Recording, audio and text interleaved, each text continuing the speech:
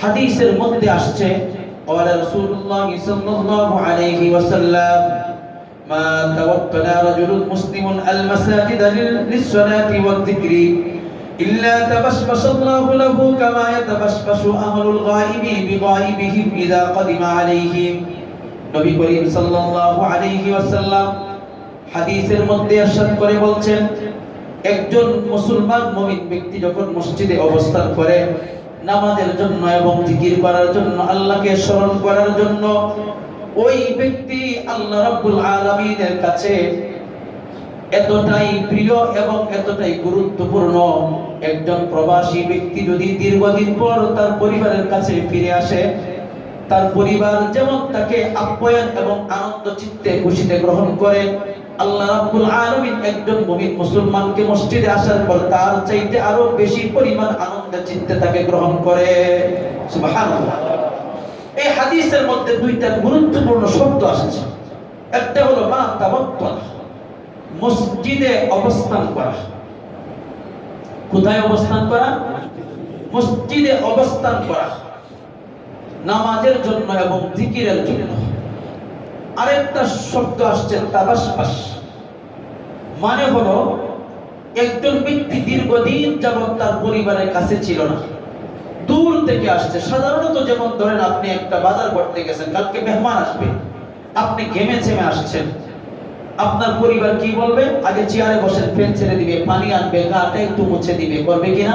কথা বলেন, করবে? নাকি তরকারি হাতে নিয়ে চলে যাবে যে রান্নাঘরে আগে কাটা বাটা করি, এটা কাজ করবে? করবে না। আর যদি ওই ব্যক্তিটা বিদেশ থেকে আসে দীর্ঘদিন পর, তার পরিবার পরিজন তাকে পেয়ে, তার মা বাবা তাকে পেয়ে বাসার সর্বোচ্চ আসনে তাকে বসাবে, বসানোর পরে কাছে বসবেন, মায়ের আঁচল দিয়ে তার চেহারাটাকে মুছে দিবেন, আনন্দে কান্না করে দিবেন, ঠিক কিনা? ঠিক তদরূপ ভাবে একজন মুমিন মুসলমান যখন সে নামাজের জন্য, আল্লাহকে স্মরণ করার জন্য মসজিদে আসে, তখন রব্বুল আলামিনের কাছে ওই ব্যক্তি, যেই ব্যক্তি 10 বছর পর তার পরিবার পরিজনের কাছে আসার পরে যতটুকু খুশি হয়, তার চাইতে রব্বুল আলামিন ওই মুমিন মুসলমানের প্রতি আরো বেশি পরিমাণে খুশি হয়ে যায়। সুবহানাল্লাহ। এখন আপনি চিন্তা করে দেখেন, আপনি যখন মসজিদে আসতেছেন, মসজিদের পরিবেশে আপনি আসতেছেন, তখন আপনি চিন্তা করেন আপনি রাজাধিরাজ রব্বুল আলামিন, বাদশার বাদশা, তার আপনি রাজ দরবারে একজন মেহমান হয়ে আসতেছেন। সুবহানাল্লাহ। রাজ দরবারে মেহমান হয়ে আসলেন, আপনি দেখবেন মসজিদ যদি কুরের ঘর হয়, ওই জায়গার ওই পরিবেশটায় যখন আপনি চিন্তা করবেন আমি আল্লাহর ঘরে আসছি এবং আল্লাহর মেহমান, মানে আমি রাজ দরবারের মেহমান, তাহলে আপনি দেখবেন এই মসজিদের ফেনের বাতাস আপনার ঘরের শীতল বাতাসের চেয়ে আর উত্তম মনে হবে। আপনি দেখবেন গ্রামের একদম গ্রামের পরিবেশে দেখবেন যে আমরা চিন্তা করি একটা টার্নিং পয়েন্টে মসজিদ করা শহরে, যেখানে মুসল্লিরা আসতে পারবে। গ্রামে দেখবেন অনেক জায়গায় মানুষ যেখানে জায়গা পায় সেখানে মসজিদ করে ফেলে। দেখা যায় জঙ্গলের পাশে মসজিদ আসে, যখন মানুষের অর্থবিত্ত হয় তখন চিন্তা করে রাস্তার পাশে নিয়ে যায়।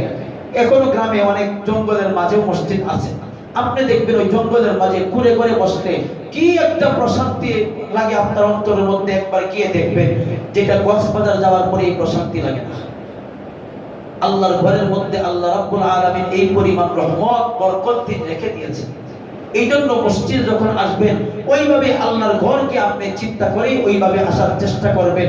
একজন তাবিঈ তিনি বলতেছেন, তিনি আল্লাহর কসম করে বলতেছেন, আল্লাহি ইন্নী লাআনাসু বিসাউতি উসফুরিল মসজিদ আশাদ্দু মিন আনাসি বিজাওজাতি।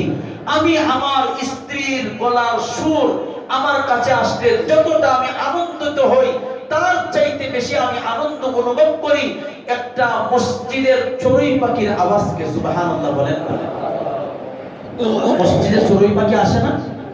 শহরে কম আসে, গ্রামে খুব বেশি আসে চড়ুই পাখি মসজিদে আসে। তাবিঈ বলতেছেন যে আমার স্ত্রীর আওয়াজটা আমার কাছে যতটা শ্রুতি মধুর মনে হয়, তার চাইতে অধিক প্রিয় মনে হয় মসজিদের একটা চড়ুই পাখির আওয়াজ।